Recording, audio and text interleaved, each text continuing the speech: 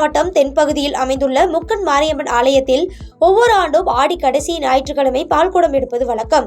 அந்த வகையில் செட்டி ஏரிக்கரையில் இருந்து பக்தர்கள் அலகு குத்தி பால்குடம் எடுத்து ஊர்வலமாக வந்து ஆலயத்தை வந்தடைந்தனர். இதனைத் தொடர்ந்து அம்மனுக்கு சிறப்பு அலங்காரம் செய்து ஆராதனை நடைபெற்றதில் ஏராளமான பக்தர்கள் வழிபட்டனர்.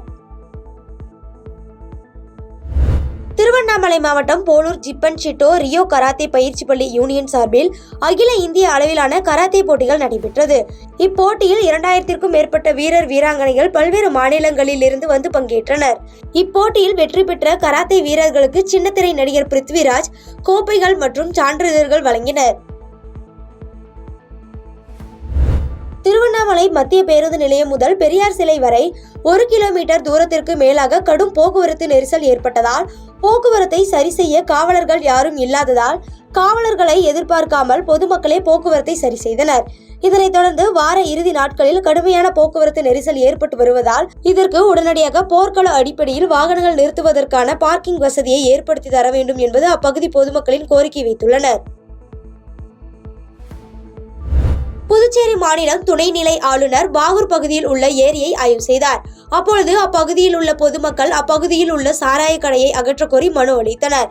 இந்த ஆய்வின் போது அமைச்சர் சாய் சரவணன், பொதுப்பணி மற்றும் சுற்றுலாத்துறை அதிகாரிகள் உடனிருந்தனர். விருதுநகர் மாவட்டம் சாத்தூர் அருகே வெம்பங்கோட்டை விஜய கரிசல் குளத்தில் 3ஆம் கட்ட அகழாய்வில் சுடுமண்ணால் ஆன சதுரங்க ஆட்ட காய்கள் கண்டெடுக்கப்பட்டுள்ளது. இதுவரை அகழாய்வில் 1500க்கும் மேற்பட்ட பொருட்கள் கண்டெடுக்கப்பட்டுள்ளதாக தொல்லியல் துறை அதிகாரிகள் தெரிவித்துள்ளனர். விருதுநகர் மாவட்டம் சங்கரன்கோவிலில் உள்ள உறவினரின் இல்ல சுப நிகழ்ச்சிக்கு கல்லூரி பேராசிரியர்கள் 2 பேர் காரில் சென்றுள்ளனர். அப்பொழுது சாத்தூர் அருகே கார் கவிழ்ந்து விபத்து ஏற்பட்டது. இந்த விபத்தில் படுகாயமடைந்த கல்லூரி பேராசிரியை பரிதாபமாக உயிரிழந்தார். மேலும் ஓட்டுநர் மற்றும் ஒரு கல்லூரி பேராசிரியை என 2 பேர் படுகாயம் அடைந்ததில் சாத்தூர் அரசு மருத்துவமனையில் தீவிர சிகிச்சை அளிக்கப்பட்டு வருகிறது.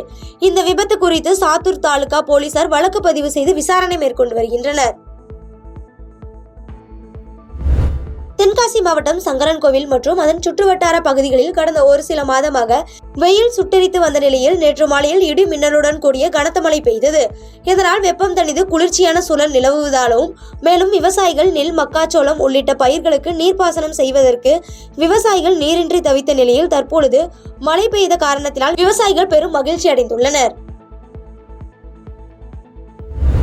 செங்கல்பட்டு மாவட்டம் கல்பாக்கம் நகரியத்தில் இயங்கி வரும் கல்பாக்கம் கிளை நூலக வாசகர் வட்டம் சார்பில் சுதந்திர தின விழாவை முன்னிட்டு ஓவிய போட்டி நடைபெற்றது. இப்போட்டியில் கல்பாக்கம் சுற்றுப்புற அரசு பள்ளி மற்றும் தனியார் பள்ளிகள் மாணவர்கள் 150க்கும் மேற்பட்டோர் கலந்து கொண்டு தங்களது திறமைகளை காட்டினர். மேலும் இப்போட்டியில் வெற்றி பெற்ற மாணவர்களுக்கு வருகின்ற 18ஆம் தேதி வாசகர் வட்ட நூலகத்தில் பரிசுகள் வழங்கப்பட உள்ளது. இந்நிகழ்ச்சியில் வாயலூர் முன்னாள் ஊராட்சி மன்ற தலைவர் கிங் உசேன், பேராசிரியை கீதாலட்சுமி, ஆசிரியர்கள், நூலகர் அல்போனஸ் உள்ளிட்ட பலர் கலந்து கொண்டனர். செங்கல்பட்டு மாவட்டம் அச்சிறுபாக்கம் பகுதியில் உள்ள பெரியார் நகர் பகுதியில் புதிதாக சிமெண்ட் சாலை அமைக்கப்பட்டுள்ளது. இச்சாலை அமைக்கும் போது முறையான மழைநீர் வடிகால் கால்வாய் அமைக்கப்படாததால் நேற்று பெய்த கனமழை காரணமாக அப்பகுதியில் உள்ள கூலி தொழிலாளி அப்துல் கவாப் என்பவர் வீட்டில் மழைநீர் புகுந்துள்ளது. இதனால் அவர்கள் பெரும் சிரமத்திற்கு உள்ளாகி குடியிருப்பு பகுதியில் சுற்றியுள்ள தண்ணீரையும் மின் மோட்டார் வைத்து வெளியேற்றி வருகின்றனர். இதனைத் தொடர்ந்து முறையான மழைநீர் வடிகால் கால்வாய் அமைக்க மாவட்ட நிர்வாகத்திற்கு கோரிக்கை விடுத்துள்ளனர். தூத்துக்குடி மாவட்டம் சாத்தான்குளம் அருகே உள்ள காட்டுப்பகுதியில் அடையாளம் தெரியாத நிலையில் இறந்து 10 நாட்களுக்கு மேலான நபரின் உடல் அழுகிய நிலையில் கிடந்ததாக சாத்தான்குளம் போலீசாருக்கு தகவல் கிடைத்துள்ளது. அதன் பெயரில் சம்பவ இடத்திற்கு வந்த காவல்துறையினர் உடலை கைப்பற்றி விசாரணை நடத்தி வருகின்றனர். இது தொடர்பாக கைரேகை நிபுணர்கள் ஆய்வில் ஈடுபட்டு வருகின்றனர்.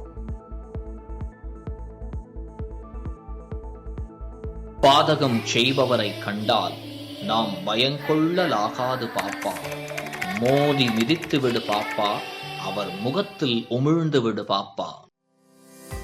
அண்மை செய்திகளை உடனுக்குடன் தெரிந்து கொள்ள இணைந்திருங்கள் இயம்நாடு தொலைக்காட்சியுடன்.